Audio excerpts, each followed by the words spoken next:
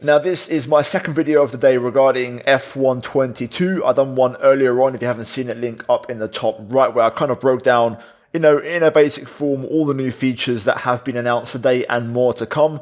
For this one though, we're going to talk about screenshots and a few other small details that I missed / have been revealed since I made the previous video. So let's jump into it. Leave a like if you're going to enjoy this one. Subscribe for more of the latest breaking news and all content regarding the new F122 game.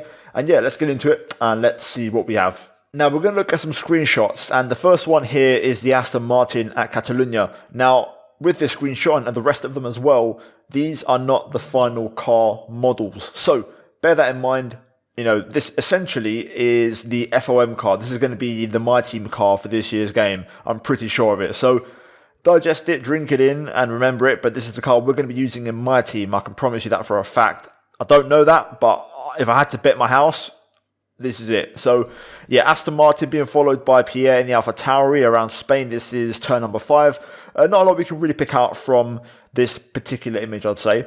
We then have another couple of screenshots, and these ones are at the brand new turn 10 at Spain. The hairpin, of course, which last season was opened up a lot more and made a lot wider, has now been updated in the game. So you can see we've got the Alpine, the McLarens, the AlphaTauris, Lance Stroll, and also Mick Schumacher in the Haas in the background, all going through turn number 10. And I've got a secondary screenshot here from the reverse angle with the Alfa Romeo kind of showing off in its glory. So yeah, that is great. We'll jump into an article later, but confirmation that Spain has been updated. We're also going to have Abu Dhabi and also Australia, those two circuits also up to date as well. So that's great news and really happy about that. So yeah, Spain up to date with the new turn 10. After that, we have a screenshot of the McLaren of Lando Norris being followed by multiple cars, and this looks like the first chicane at Imola, which of course is the track that they're racing at this weekend. Not a great amount to pick out from this particular image. We then go to the next one, and there's Carlos Sainz looking like he's in P2. Leclerc isn't present in the image, so I'm assuming he's just ahead. But yeah, these guys heading into turn 1 at Bahrain.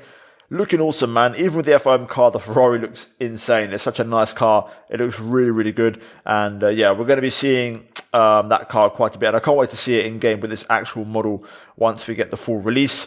Finally, the last image, and the one worth talking about a little bit more, is this kind of cockpit view shot of the Ferrari. And this is at Jeddah. So worth noting, what we can pick out from this image is turn number 1. So we now have an inside sausage curb and also white and green curbs, not the white and red curbs that we had in last year's game.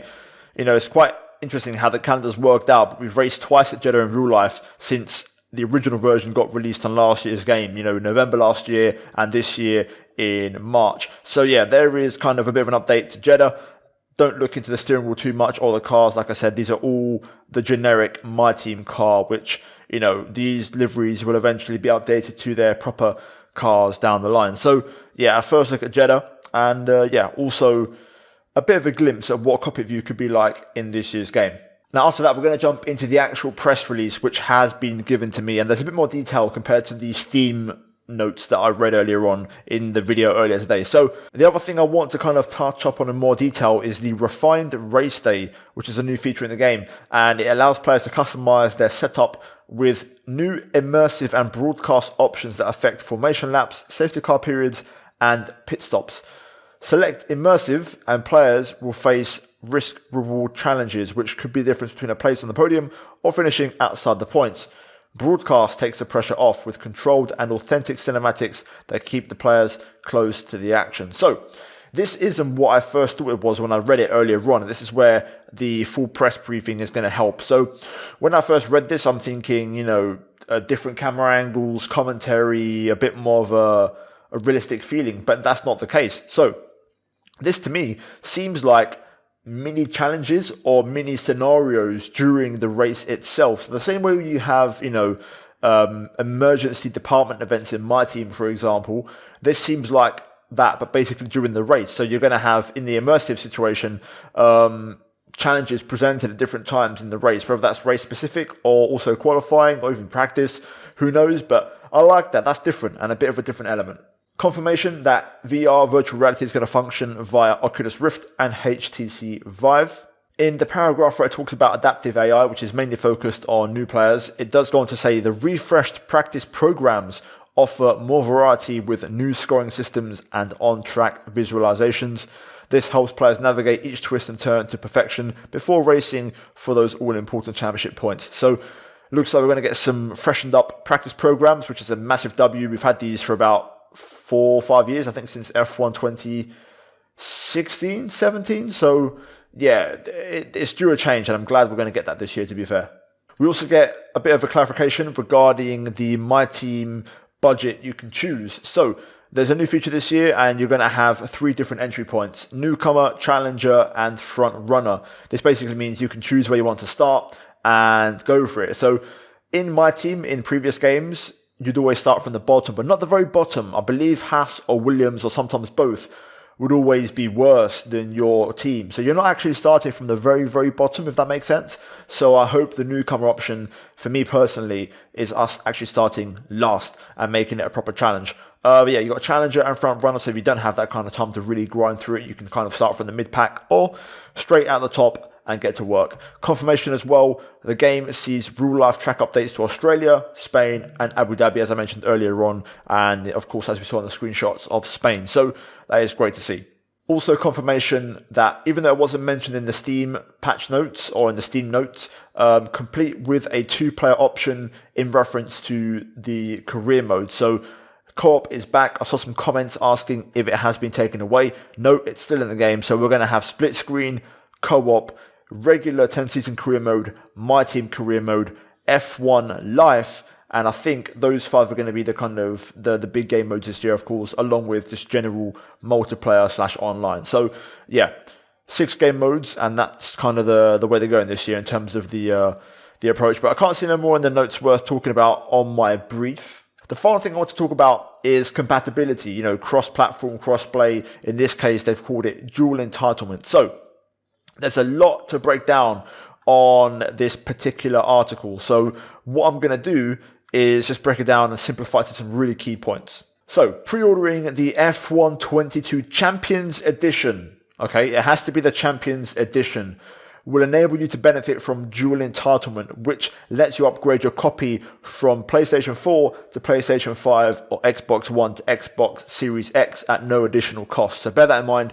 That's a little bonus that they didn't really mention earlier on or in the Steam notes. But basically, if you get the Champions Edition, which is a bit more expensive and it's the more kind of higher up version, you will be able to carry over your PS4 or Xbox One progress to the generation above. Now, if you were to purchase F1 22 on PS4, Xbox One, you must purchase it digitally so that you can upgrade to PS5 or Xbox Series X. If it's a disc version, it's not going to work. Now, I want you to pay close attention to this part of the video. This is very specific wording and you have to pay close attention. This is regarding the compatibility and whether you can play them on each or both consoles and also crossplay affecting online. So let's get into it. With dual entitlement, you'll be able to access and play both the PS4 and PS5 version of F1 22 on your PS5 or vice versa on the Xbox. So essentially, you can play on your new PS5 or Xbox Series S, both versions, whether it's the PS4 version or the PS5 version. So you can play basically the older one or the newer one or the slower one and the faster one, depending how you look at it. Now, this is the most important one. In regards to crossplay, that's not fully operational in terms of PlayStation to Xbox to PC, but there is some form of small crossplay. So those who have a PlayStation 4 and have F1 22, you can play online with people on a PS5. Also, if you're on Xbox One, you can play with people on an Xbox Series X or S. So you can go up, okay? So you can ascend. So if you're on the older consoles, you can play online with those on the newer ones. However, it doesn't work the other way around. So let me explain. As it says in the article, if you are playing the PS5 version or the Xbox Series X version of F1 22, aka the newer one, you will only be able to match up with and play against other players who are also playing the same PS5/Xbox Series X version as you. So very important. If you're down here, you can go up here. But if you're up here, you can't go back down. So essentially, if you have a PS4, you can still play against everyone, and that's going to be fine, but you can't go the other way. Why is that the case? I don't know, but important to make that clarification just in case. And just to confirm, pre-order content will carry over irrespective of console. So yeah, pretty much don't worry about it. Pre-orders will carry over in terms of the bonuses you get. So pit coins, all that stuff, that will transition across. But yeah, I think that's everything, guys. We covered a bit more stuff here, a few more details, talking about release dates, be specific. So as early as June 28th, we're going to see the game in action. Yeah, it's crazy, man. Get subscribed. That's what I'm going to say, because it's going to be busy on this channel. Leave a like if you enjoyed the video. And yeah, hopefully you guys are excited. As always, a massive thank you to the channel members for supporting the content. Finally, check out the 2 videos on screen if you haven't seen them. But yeah, that is it from me here today, and I'll see you all in the next one. Until then, take care, and it's goodbye from me.